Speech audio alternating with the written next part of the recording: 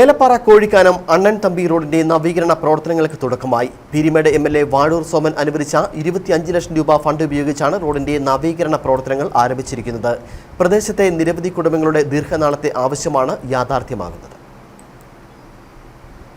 ഏലപ്പാറ ഗ്രാമപഞ്ചായത്തിലെ 11ാം വാർഡിൽ ഉൾപ്പെട്ട കോഴിക്കാനം അണ്ണൻ തമ്പി റോഡിന്റെ നവീകരണ പ്രവർത്തനങ്ങൾക്കാണ് തുടക്കമായിരിക്കുന്നത്. തോട്ടത്തൊഴിലാളികൾ ഉൾപ്പെടെ നിരവധി പേർ അധിവസിക്കുന്ന മേഖലയുമായി ബന്ധപ്പെട്ട് കിടക്കുന്നതാണ് ഈ റോഡ്. വർഷങ്ങളായി ഈ റോഡ് തകർന്ന ഗതാഗതം ദുഷ്കരമായി കിടക്കുകയായിരുന്നു. നാട്ടുകാരുടെ നിരന്തര ആവശ്യത്തെ തുടർന്ന് ഗ്രാമപഞ്ചായത്ത് അംഗം അജിത ബാബച്ചൻ പീരിമേട് എംഎൽഎയെ ഇക്കാര്യം ധരിപ്പിച്ചു. തുടർന്ന് എംഎൽഎ റോഡിന്റെ നവീകരണത്തിനായി 25 ലക്ഷം രൂപ വകയിരുത്തി. ഇതിന്റെ നിർമ്മാണ പ്രവർത്തനങ്ങളാണ് തുടക്കമായത്.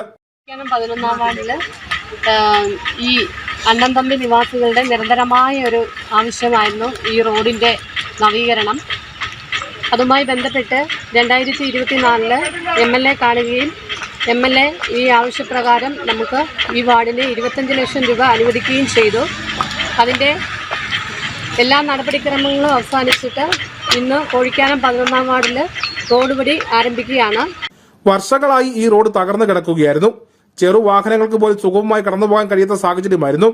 സ്കൂൾ കുട്ടികളും പ്രായമായവരുമടക്കമുള്ള ഒരു മേഖല കൂടിയാണിത്. കാലതാമസം കൂടാതെ നവീകരണ പ്രവർത്തനങ്ങൾ പൂർത്തിയാക്കി നാടിന് സമർപ്പിക്കാനാണ് തീരുമാനം. News bureau, Elappara.